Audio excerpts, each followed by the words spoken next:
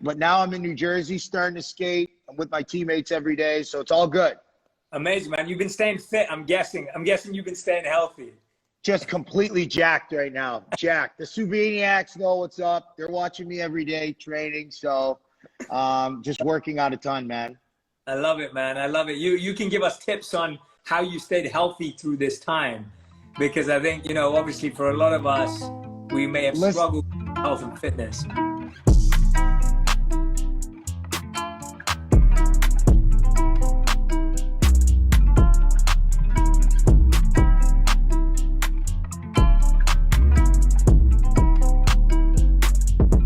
did you become a monk? It's a good question, man. So first of all, I was born and raised in London. I did not know anything about monks. Didn't want to be a monk. If anything, I wanted to be my youngest. I remember wanting to be a cowboy, and then after that, wanting to be probably wanting to be a soccer player, right? Because football and soccer are the biggest sports in England. Yeah. What I wanted to be, and then when I was 18 years old, I used to go and hear from athletes, CEOs, celebrities, entrepreneurs. I'd love to hear about people's journeys and stories and struggles and sacrifice. And one of the events that I was invited to, a monk was speaking, and I was kind of like, who wants to listen to a monk speak? Like, what am I going to learn from a monk? And, you know, I was 18 years old. I had a bit of a, you know, I was a bit overly confident. I was thinking, what am I going to learn from this person? I went along anyway. And to be honest, PK, I was just totally floored, man. It was just, I was so blown away because the monk that I was listening to, he'd given up a successful career to live a life of service to others. And I realized that when I was 18, I'd met a lot of people that were rich and famous and beautiful and attractive and knowledgeable and smart, but I don't think I'd met anyone who was truly joyful or purposeful. And the monk had that. He was joyful, he was happy, he was purposeful. And I was like, I want that. Like, I want to know what that takes. And so I started spending all my summer vacations or Christmas holidays in India. And then when I graduated, I went off to become a monk. So truly, it was just, I met someone that inspired me so deeply that he was living life in a meaningful way. And my values shifted because I started to value what he valued, which was purpose and meaning. And so yes, it was just truly inspiration from one individual. No, I think that's amazing. You know, one thing that I've spoken about a little bit, Lindsay and I started this segment on my Instagram Live. We called it Tub Time. And it started off with me getting in the tub with no bathing suit on. And then we said, if we're going live on Instagram, my manager said, PK, put a bathing suit on. And we did it. Anyway, so we get in the tub and we literally talk about everything that was kind of going on in our lives. We give fans an opportunity to ask us questions. We'd answer it.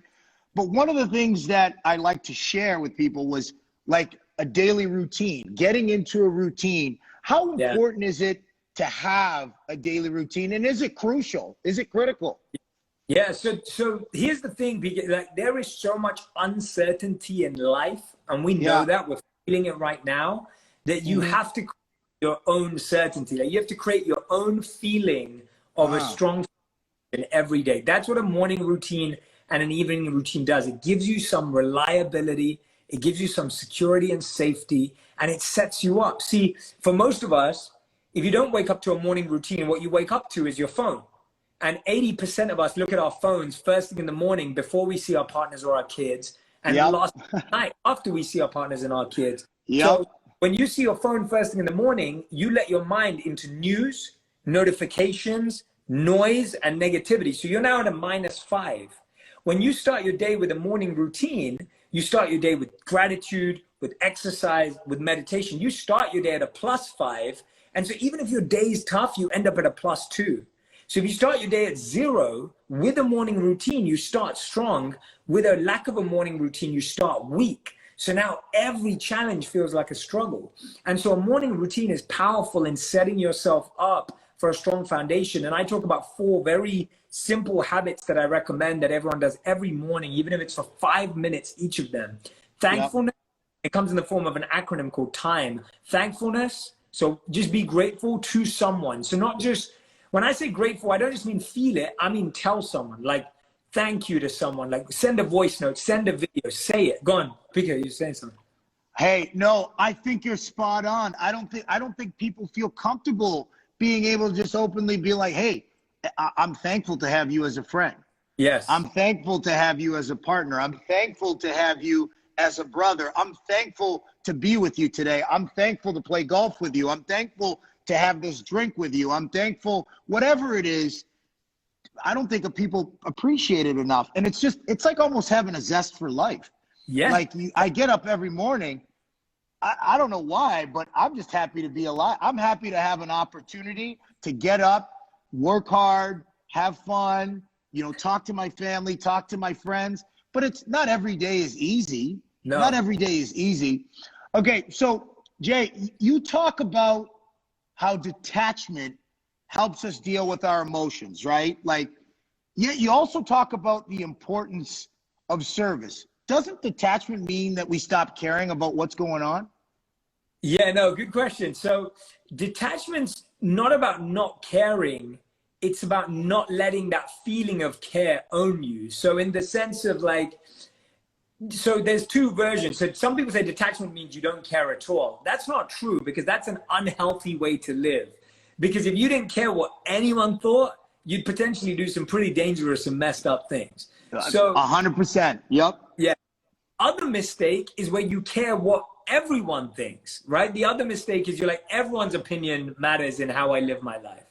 And so detachment is carefully understanding whose opinion matters, what it matters for, and how to make a difference in the world. So when you're doing things to serve others and help people, you're not doing it because you want them to say you're amazing, PK, and you've done so well. You're doing it because you feel a sense of responsibility and you feel a sense of gratitude to give back. And Muhammad Ali said it best. He said, service to others is the rent we pay on earth. Correct. And it's like, that to me is what service is. Service is because you feel that you owe the world. You feel like you've been given so much that you feel you have to give back. You're not doing it to get a good feeling out of someone. That's detachment.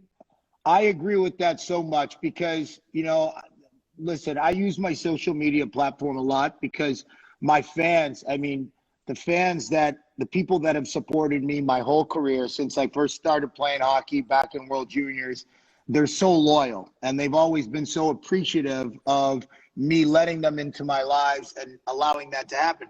Not everybody sees it that way. Not everybody appreciates it. Some people try to build these narratives about you. And this is me under a microscope, but it could happen for anybody. It could be someone who doesn't play professional sports, who maybe doesn't have as big of a platform, but feels that every time they share something or they talk about something, people take the narrative and spin it into what they want. How do you deal with that? How do you deal with people, the haters, the critics? And sometimes, listen, even though I have critics every day, I got people that write in the New York Post, I got people that write in articles, that write online, who comment on my posts. For some people out there, and I can talk to this a little bit, but how would you deal with that? Because that's all energy, right? It's all energy. So how do you control the energy? How do you take in the positive criticism, right? Yeah. The criticism that you want to be open-minded to. You want to be, an open mind is a gold mine. So you still want to have an open mind, but how do you close the door on the negativity and not allow it and not allow it in? Yeah, it's kind of, so it's almost like a filtration process. And I get it too. I get a ton of, negativity and critics and that too. And I think that's actually how I see it as humbling. Like, it's very healthy and humbling, and it's a good thing because it keeps you grounded, it keeps you focused. And so I appreciate that perspective, but I see it as a filtration process of taking the feedback without the sting. So I try and take the personal stuff out of there, and I try and focus on the lesson and the essence. So it's like, stop making it about, because when you accept it as like, that's who I am, you can now judge yourself and go into a worse place. But when you just go, no, actually, there's some truth in this, or there's some useful feedback in this. Let me take that as if I was giving it to another friend, as if I was giving it to someone else. How would I share it with them and share it with myself in that way as feedback? And then I can say, okay, that's the part I want to take, and that's the other part that I don't want. And the other thing is you can't be overexposed to it, right? You can't just be in it all Yes. and we don't allow ourselves to formulate good comments as much as we do negative comments. So if you read a good comment, most people just skip it. Most people just go, yeah, thanks so much. But when you have obsess over it, so that bad comment, you'll be talking about it all day and telling everyone about it, and everyone's telling you about it. But the 10 good comments, then no one said anything. And so for me, it's really important that you honor the good comments, honor the good energy in your life. And we don't honor it enough. When someone says something nice to us, we're always like, we deflect it. We're like, oh yeah, right? You try and deflect it. But if you honor the good in your life, you can really balance it out properly. So honor the good, don't get consumed by the noise, and look for the essence of the message, of the feedback, not the sting.